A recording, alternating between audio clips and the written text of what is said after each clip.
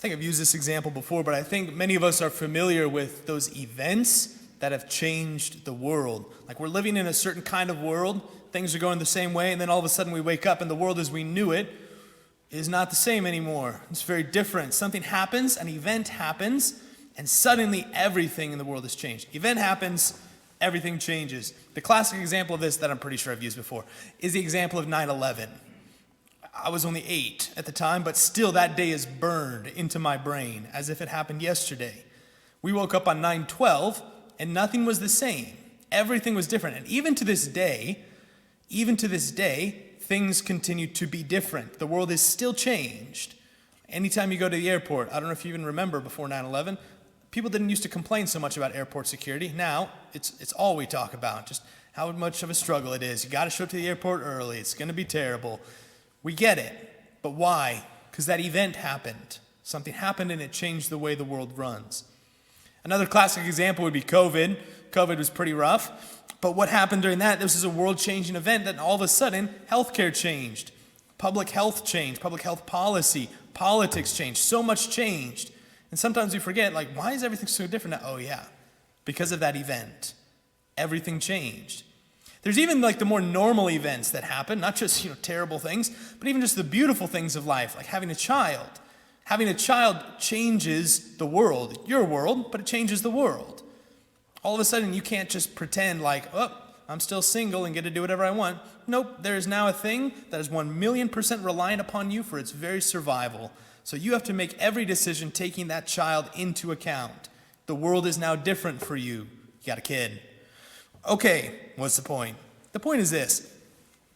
It's real, concrete events that change everything.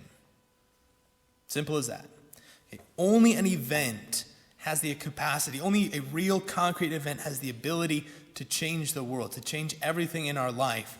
Sentiments and emotions can't do that. Just changing laws and stuff doesn't do that. Events are what result in the change of a world. Our faith and the reason that we show up on Sunday mornings and Saturday evenings, it's not just because of those sets of rules. It's not just because we have this theological belief. It's not just because, oh, this makes me feel better. No, it's because something happened. The very reason this building exists, it's because something happened. As we know, as we've been talking about the past several weeks, that event is nothing less than Jesus' death and resurrection. That is the event that has changed the world. That is the event that continues to change the world. And what has it changed about the world? And the answer is very, very simple. It's changed everything. 9/11 changed a lot, but not everything. COVID changed a lot, but not everything. Kids changed a lot, not everything. The resurrection, Jesus' death and resurrection, that changes everything. The entire world is now different. But, and this is a big but, pretend you didn't have a fear of public speaking, but would you be willing to stand up here for us right now and tell us, just in very concrete and real terms, why the resurrection has changed everything in your life? Can you stand up here and just start talking to us for the next 5.5 to 10 minutes and just say, this is why the resurrection has completely changed my life? Pretend you didn't have a fear of public speaking, okay? Okay, does the resurrection of Jesus change everything? Does it change anything? Like I mentioned last week, did it change your Thursday morning this past week? Because it's so important, and I also because I'm a little bit lazy and it's easier to talk about the same thing several weeks in a row, we come back to that same central message for this Easter, which is those two words, let it. We have to let this change our world. Are we letting this event change our life? Are we letting it change everything around us? Because the thing is, we don't have to. We get a choice in this. Objectively, Jesus' resurrection changed the world. Subjectively, we can say, nah, I'm going to keep on doing whatever I want to do. At 9/11, I don't know if you knew this, you could have just said, well, I guess I'm never flying again. I refuse to follow the new security things. Or you can do what I did when I was 11 years old and try to sneak a knife onto a plane. Man, that didn't go well. COVID, same thing with COVID. Like, what happened? About 3 months in, people said, I'm done with this. The world is no longer changed. I declare COVID over. and they said things are now normal.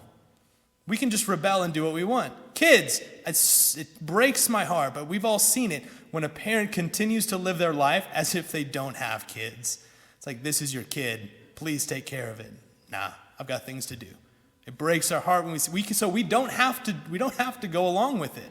We can say, nope, my world is not changed. I'm going to keep doing things the way that I see fit. We can continue to live as if these things have not happened.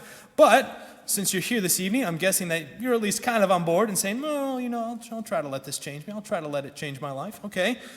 So then we need to be practical about it. We started talking about that last week. The earliest Christians, the earliest Catholics, they didn't just say, Jesus rose from the dead, nice, and then do nothing. They got very practical very fast. They had those 4 central things that they did. They started listening to the teaching of the apostles. It's the only people that knew really what was going on. So they're like, all right, boys, tell us what's going on. Tell us what's going on here with this Jesus guy. The second thing is they dedicated themselves to the communal life. Whatever it was that this experience is, they knew, well, you can't just do it at home with a cup of coffee and say it's me and Jesus. Now, for some reason, the communal life, the community, was an essential part of the DNA of this thing. The third thing they did was they dedicated themselves to the breaking of the bread. And I told you before, that's code words for the Eucharist. All throughout Scripture, if you hear about the breaking of the bread, it's talking about the Eucharist, so the Mass.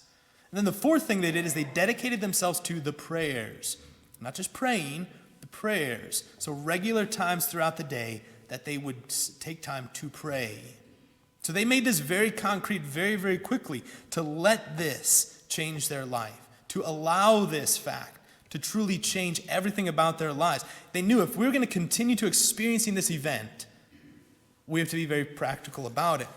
This is then where the objection arises. A lot of people, like the objection that I get often, and they don't sometimes know that they're even objecting. They just say these things to me because I don't know why. They just tell me these things. They say things like, Father, that's good for other people. If other people need to, they need to listen to the teaching of the apostles and the bishops in the church, if they need that, good for them. If they need the communal life and the support of a parish community, that's good for them. If they need to go to Mass, that's good for them. If they need to pray, that's good for them. But me, I'm a good person. I don't really need that. I'm good. The thing is, the essential part of following Christ, these simple essentials to allowing this event to change us, are very concrete, and they're given to us. They're proposed to us.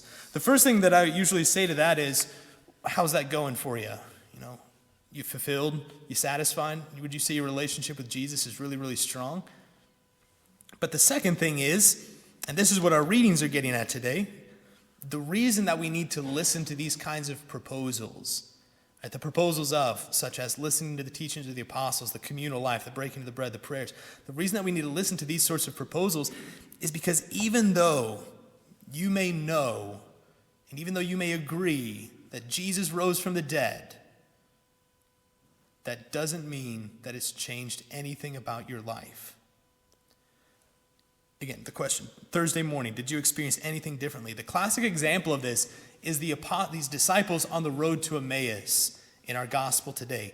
These disciples on the road, they know the story and they know the facts probably better than any of us. Like you just heard their little account. We'd hoped that this guy was going to be the Christ. We'd hoped that he was going to renew Israel. They knew the story. They're like, and guess what? He rose from the dead. So they know all the facts. They know everything. But guess what? Didn't change anything about their life. They're just walking away. Like, oh, got work tomorrow, got to go walk to Emmaus. They just start walking away. So clearly, things in their life have changed their life. So for these guys, these disciples, things that really would have changed their life are the invasion of Rome. Rome invaded them not too long before this, and so they started paying taxes to Rome. That changed their life. There were several pandemics that swept their country throughout their lives. That changed their life.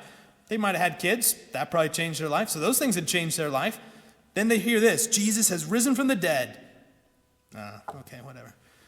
Doesn't change a thing at the beginning. So this is the danger. Even though we know it, it may not change anything for us. So what does Jesus do on the road? What happens? What's the method that Jesus uses to help them along? It's going to sound super familiar. The first thing is that these two disciples are journeying together. Okay, they're gathered together. Second thing, Jesus arrives last. He shows up at the end, and he shows up in a way that's kind of veiled. It's hidden. They don't recognize him. The third thing that happens is all of a sudden they start talking about the scriptures, proclaiming the scriptures, and then discussing them, explaining what they mean. The fourth thing that happens is they sit down for a meal, and in the breaking of the bread, no coincidence, Jesus' presence is revealed. They recognize him. What do they then do once the meal's over? They immediately set out for Jerusalem to tell the people about this, to tell them about Jesus' presence. And what day does this all happen on? The first day of the week. This actually happens on Easter Sunday. This is the evening that Jesus rose from the dead. On the first day of the week, this is what happens.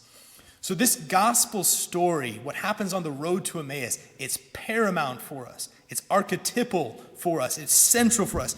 Why? Because it reveals the primary and the ordinary way that Jesus is going to continue to reveal his presence to us and the way that we're going to experience this life-changing event. I'm going to say that again. This is the way, this story is so important because this is the primary and the ordinary method by which Jesus is going to reveal his continuing presence among us and the way that we can continue to experience this life-changing event. What's the method? I don't know if those first 6 things sounded familiar, but let's just make them super familiar. The disciples are journeying together on the road. They're on the road together. They've gathered together. What's the very first thing we do typically? Gather together. Welcome. Second thing, Jesus arrives last, but his presence is hidden. Who's the last person to show up? The people that show up late. All right, second, who's the usual person to show up last? The priest. I'm not Jesus, but Jesus' presence is hidden within me. At the Mass, the priest acts in persona Christi, we say, in the person of Christ. By my ordination, I represent Christ here in this gathered assembly. Not trying to toot my own horn, just telling you how it is. Okie dokie. The third thing, what happens? The scriptures are proclaimed. Great job, Greg. Scriptures are proclaimed. And then the person stands up and explains, the person Jesus, in the person of Jesus. I'm not dumb, I know I'm not Jesus. Then the person in the place of Jesus, Jesus hidden within them, stands up and explains the scriptures. Then what happens?